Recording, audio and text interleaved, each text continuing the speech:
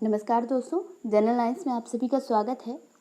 ये हम लोग 2019 का यूजीसी नेट पेपर 1 का शिक्षण एवं शोध अभिवृत्ति से रिलेटेड जो हल क्वेश्चन पेपर है उसको सॉल्व कर रहे थे और इससे हम लोगों ने 2 वीडियो पहले कर चुके हैं। तो स्टार्टिंग के मतलब 10 क्वेश्चंस के हम लोगों ने 2 वीडियो बना रखे हैं। अब ये 36 से जो आईसीटी और पर्यावरण से रिलेटेड क्वेश्चन है उसको हम लोग देखेंगे। और अगर आपको पहले और भी 2021, 2020 या 2019 के चाहिए है तो उसके लिए आप हमारी डिस्क्रिप्शन लिंक में जाके देख सकते हैं। हमारे चैनल को सब्सक्राइब करिए ताकि आगामी जो भी हम लोग वीडियो बनाएंगे वो आप तक पहुंच सकें और हिस्ट्री के भी वीडियो आपको मिल सकें, क्योंकि हम लोग एक हिस्ट्री का भी सेगमेंट चला रहे हैं, तो वो भी आप लोग देख सकते हैं।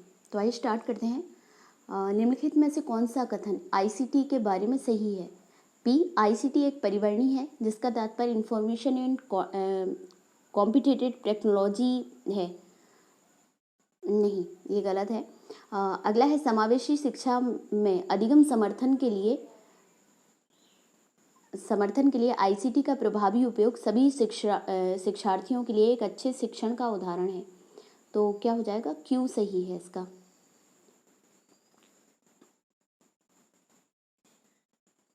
तो क्या हो जाएगा? बी हो जाएगा केवल। ठीक है, इसमें क्या है? हाँ, आईसीटी एक परिवर्णी एक्रोनिम है जिसका तात्पर्य इंफॉर्मेशन एंड कम्युनिकेशन टेक्नोलॉजी है। ठीक है, अतः कथन पी गलत है, जबकि समावेशी शिक्षा में अधिगम समर्थन के लिए आईसीटी का प्रभावी उपयोग सभी शिक्षार्थियों के लिए एक अच्छे शिक्षण का उदाहरण है। आईसीटी का प्रयोग सभी प्रकार के विद्यार्थी समूहों, जिनमें विशेष आवश्यकता वाले विद्यार्थी भी शामिल हैं, के लिए स्वतंत्रता, एकीकरण और समान अवसरों को बढ़ावा देता है। शिक्षा के उपागमों में परिवर्तन हेतु आईसीटी का उपयोग अधिक समावेशी अधिगम वातावरण बनाने के लिए एक शिक्षाप्रद उपकरण के रूप में किया जाता है। ठीक है, अगला है क्वेश्चन, कंप्यूटर सॉफ्टवेयर के संदर्भ में स्पाईवेयर क्या है? स्पाईवेयर वह सॉफ्टवेयर जिसका उद्देश्य एक व्यक्ति के बारे में जिसकी जानकारी के बिना सूचना एकत्रित करना है और वह इस प्रकार की सूचना अन्य निकायों को भेज सकता है। वह वैध सॉफ्टवेयर जो कंपनियों को एक केंद्रीय स्थल से उनके कर्मचारियों के कंप्यूटरों का नियमन और देखरेख कर सकता है। तो नहीं, ये पहले ही होगा इसका। वह सॉफ्टवेयर जिसका उद्देश्य एक व्यक्ति के बारे में उसकी जानकारी के बिना सूचना एकत्रित करना है। जानकारी के बिना सूचना एकत्रित होते हैं इसमें स्पाईवेयर में। ठीक है, क्या इसमें स्पाईवेयर एक सॉफ्टवेयर है जिसका उद्देश्य एक व्यक्ति के बारे में उसकी जानकारी के बिना सूचना एकत्रित करना है। इस प्रकार की सूचना अन्य निकाय को भी भेजी जा सकती है। स्पाईवेयर मालवेयर का एक प्रकार है जो कंप्यूटर में इंस्टॉल किया जाता है और उपयोगकर्ता की गैर जानकारी में उसके बारे में सूचना एकत्रित किया करता है। स्पाईवेयर अतिरिक्त सॉफ्टवेयर इंस्टॉल करके और वेब ब्राउज़र को पुनः निर्देशित करने जैसे अन्य तरीकों से उपयोगकर्ता के कंप्यूटर के नियंत्रण में भी हस्तक्षेप कर सकता है। अगला है, निम्नलिखित में से कौन विकी का उत्तम विवरण है? तो विकी एक प्रणाली जो उपयोगकर्ताओं को एक वेबसाइट पर सूचना जोड़ने देती है, लेकिन पूर्व में विद्यमान किसी भी सूचना को परिवर्तित करने नहीं देती है। हाँ, एक प्रणाली जो प्रत्यक्ष रूप से वेब ब्राउज़र से अपनी विषय वस्तु के प्रतिभाग परक आशोधन की अनुमति देती है। हाँ, एक प्रणाली जो प्रत्यक्ष रूप से वेब ब्राउज़र से अपनी विषय वस्तु के प्रतिभाग परक आशोधन की अनुमति देती है। क्या होता है? विकी एक उत्तम प्रणाली है जो प्रत्यक्ष रूप से वेब ब्राउज़र से अपनी विषय वस्तु के प्रतिभाग परक आशोधन की अनुमति देती है। विकी एक वेबसाइट है जो उपयोगकर्ताओं को अपने स्वयं के वेब प्रश्नों का उपयोग करके साइट पर सामग्री जोड़ने और अपडेट करने की अनुमति देती है। यह विकी सॉफ्टवेयर द्वारा संभव है जो वेब सर्वर पर चलता है। विकी का एक उदाहरण विकिपीडिया है, जो कई भाषाओं से युक्त एक विश्वकोश है जिसे कोई भी साझा कर सकता है। इसके बाद अगला है, अंजलि का शिक्षक ऑनलाइन पाठ्य चर्चा प्रदान करने के लिए तैयार किए गए एक सॉफ्टवेयर उपकरण BLE का उपयोग करता है। यहाँ परिवर्णी BLE का क्या तात्पर्य है? तो virtual learning environment. BLE virtual, online होगा तो इसी से समझ में आ रहा है कि वर्चुअल होगा। ठीक है, क्या है इसमें? सॉफ्टवेयर उपकरण BLE का तात्पर्य वर्चुअल लर्निंग एनवायरनमेंट होता है। यह अध्ययन हेतु पाठ्यक्रम के डिजिटल पहलुओं के लिए एक वेब आधारित प्लेटफॉर्म है जो पाठ्यक्रम संरचना के भीतर संसाधन, गतिविधियों और इंटरेक्शन प्रस्तुत करते हुए विभिन्न चरणों के मूल्यांकन की प्रणाली प्रदान करता है।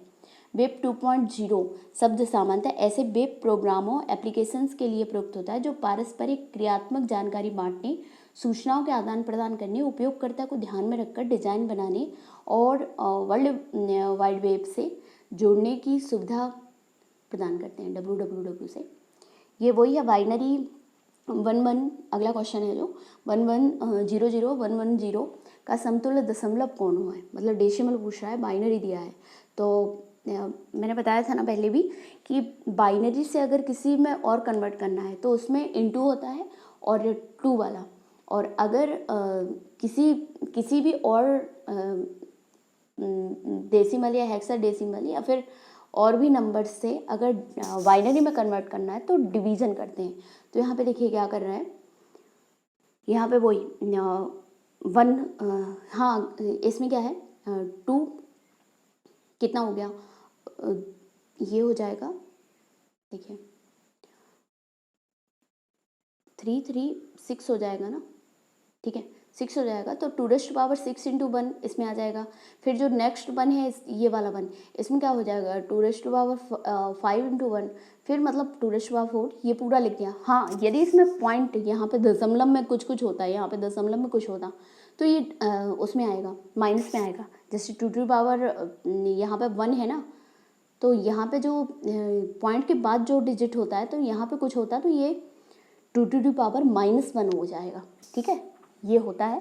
बाकी अगर नहीं है पॉइंट इसमें, जैसे नहीं है पॉइंट तो ये इतना ही लिखा जाएगा और इसका आंसर क्या हो जा रहा है, ये 102 आ रहा है। अगला क्वेश्चन है, अगला क्वेश्चन, निम्नलिखित में से कौन से संभाव्य गतिज ऊर्जा के उदाहरण हैं। तो बांध के पीछे का जल, बिल्कुल। रेडियो संकेतक, धावन पथ पर पड़ा हुआ विमान, प्रक्षेपण से पूर्व स्थिति में उपग्रह, कुंडलित स्प्रिंग और महासागर से उत्पन्न उष्णता। तो इसमें क्या क्या दिया गया है, 1 2 तो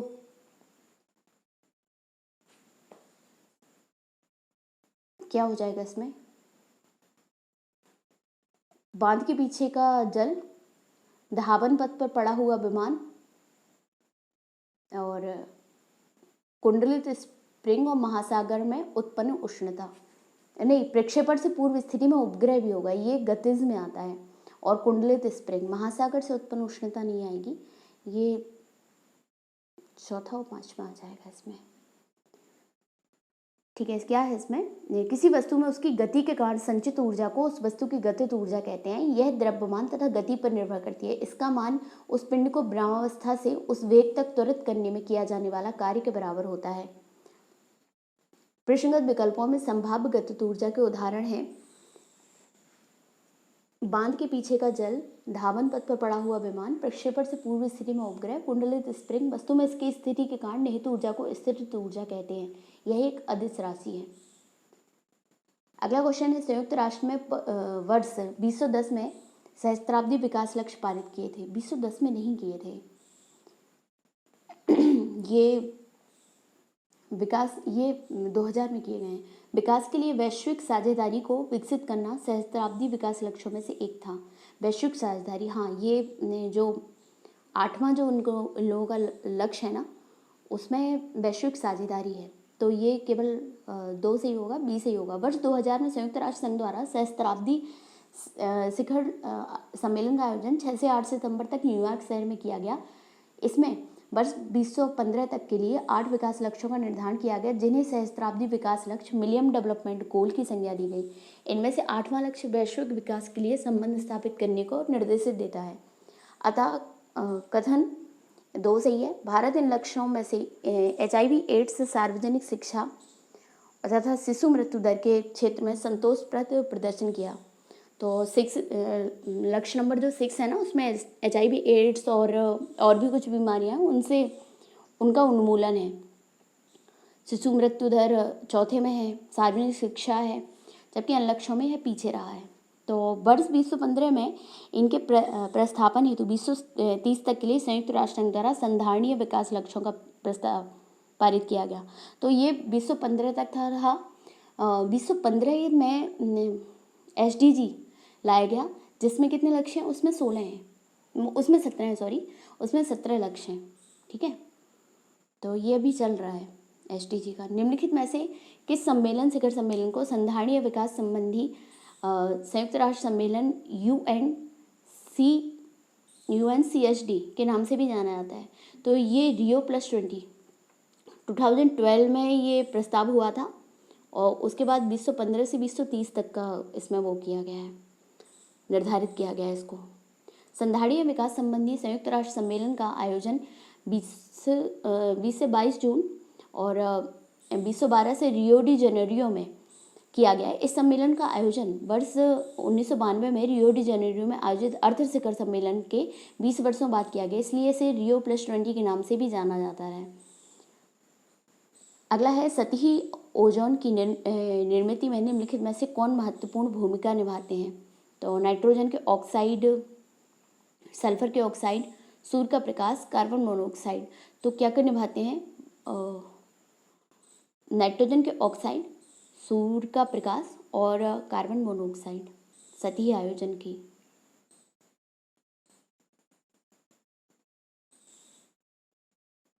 क्या होता है इसमें? नाइट्रोजन डाइऑक्साइड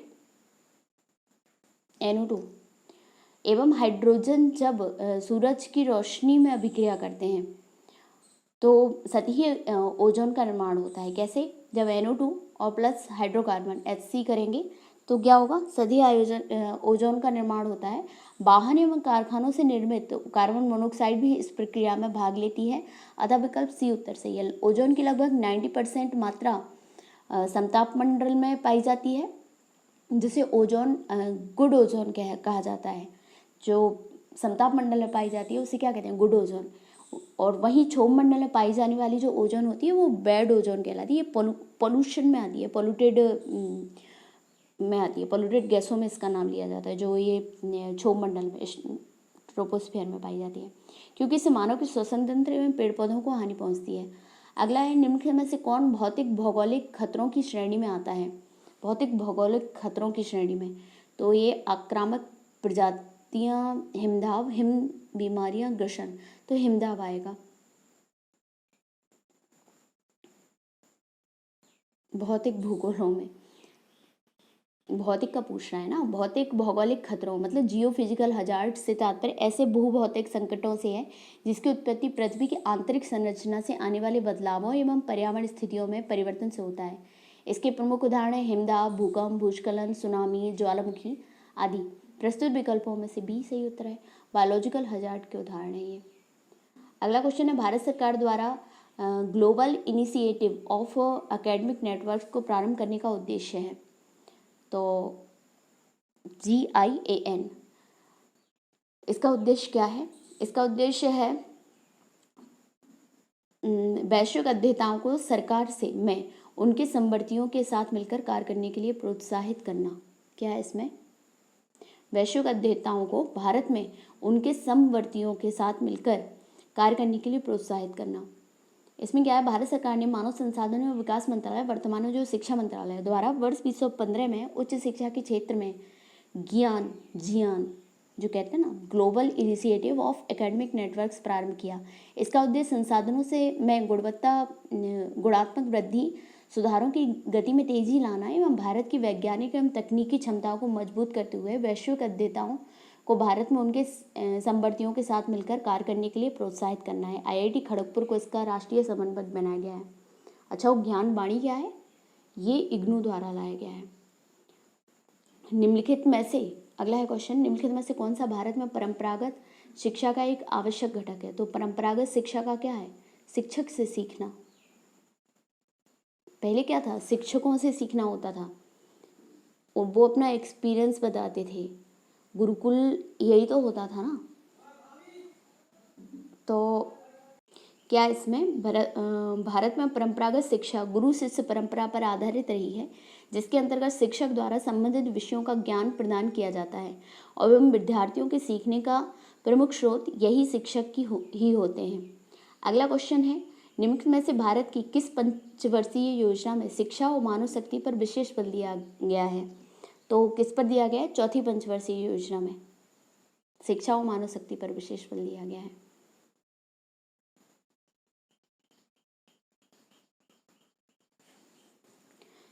इसमें क्या था? चौथी पंचवर्षीय योजना में शिक्षा एवं मानव शक्ति पर विशेष बल दिया गया है। यह इंदिरा गांधी के प्रधानमंत्रित्व काल में वर्ष 1969 से 1974 तक संचालित रही। इसमें क्या था? शिक्षा एवं मानव शक्ति। अगला क्वेश्चन है, अच्छा रुकिए, इस योजना के केंद्र बिंदु स्थिरता के साथ विकास एवं आत्मनिर्भरता की इष्टतम अभिप्राप्ति थे। इसी योजना काल में 14 बड़े बैंकों का राष्ट्रीयकरण किया गया। कब किया गया? 69 में, ठीक है, 69 में किया गया था। एवं गरीबी हटाओ का नारा भी दिया गया था इसमें। अगला क्वेश्चन है, भारत में 20वीं शताब्दी के मध्य में प्रभावी रही प्रतिभा पलायन समस्या निम्नलिखित में से किस पक्ष का परिसूचक है? भारत में उच्च अध्ययन एवं शोध हेतु पर्याप्त सुविधाओं का अभाव, विकसित देशों की उस स्तर पर प्रतिभा क्रय की क्षमता जो विकासशील देशों के वश में नहीं थी, जनता में वृद्धि और मानव संसाधनों का अब उपयोजन। नहीं, ये दोनों ही होंगे स्टार्टिंग के, कि भारत में शोध की पर्याप्त सुविधाओं का अभाव था, उच्च अध्ययन का भी बोल सकते हैं, और विकसित देशों की उस स्तर पर प्रतिभा क्रय की क्षमता भी थी जो विकासशील देशों के बस में नहीं थी। तो इसमें क्या था? ब्रेन ड्रेन से तात्पर्य किसी देश की सुशिक्षित एवं कौशल युक्त प्रतिभाओं द्वारा बेहतर कैरियर या अन्य भौतिक सुविधाओं की आकांक्षा में अन्य देशों में कार्य हेतु चले जाना। अब हमारे यहाँ के आधे से ज़्यादा कहाँ पे है? यूएसए में है, अमेरिका में है, जो कि गूगल में काम कर रहे हैं, अमेजोन में काम कर रहे हैं, मतलब फेसबुक में। तो यही प्रतिभा ब्रेन ड्रेन है। आधे से ज़्यादा IIT IIM के लोग बाहर ही हैं हमारे यहाँ से। 20वीं शताब्दी के मध्य से ही भी यह भारत के समक्ष एक चुनौती रही है। ज्ञातव्य है कि अमेरिका के सिलिकॉन वैली के विकास में इन्हीं भारतीय प्रतिभाओं का योगदान रहा है। सिलिकॉन वैली जो कैलिफोर्निया में है, तो उसमें क्या है? आधे से ज़्यादा भारतीयों का ही योगदान रहा है। यहाँ के जो IITN और IIM हैं, इस पलायन के पीछे का मुख्य कारण क्या है? भारत में उच्च अध्ययन एवं शोध हेतु पर्याप्त सुविधाओं का अभाव, विकसित देशों की विकासशील देशों की तुलना में अधिक प्रतिभा क्रय क्षमता। अगला है, भारत और दक्षिण एशिया में शिक्षा के नियोजन और प्रबंधन में क्षमता विकास और शोध के उद्देश्य से भारत में स्थापित किया गया मुख्य संगठन कौन सा है? भारत एवं दक्षिण एशिया में, तो ये क्या है? NUEPA।